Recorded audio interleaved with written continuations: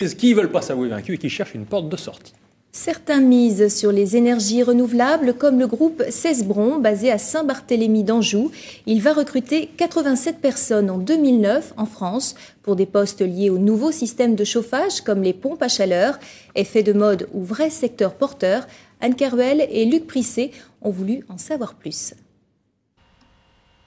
Pendant des années, le prix du pétrole, du fioul ou du gaz sont restés très élevés. Les entreprises ont été amenées à se tourner à la fois vers les économies d'énergie et les énergies renouvelables. Cette entreprise pharmaceutique, par exemple, a opté pour le chauffage réversible. Ça chauffe l'hiver et ça refroidit l'été.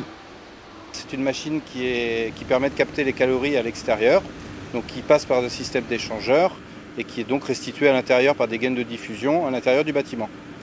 Donc il n'y a que très peu de consommation énergétique. Pompe à chaleur, géothermie, les particuliers choisissent aussi ces nouveaux modes de chauffage.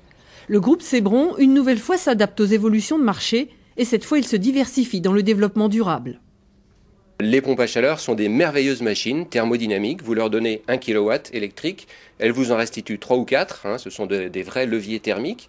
Et il se trouve que ce sont des techniques que nous, frigoristes, on met en œuvre depuis maintenant des générations.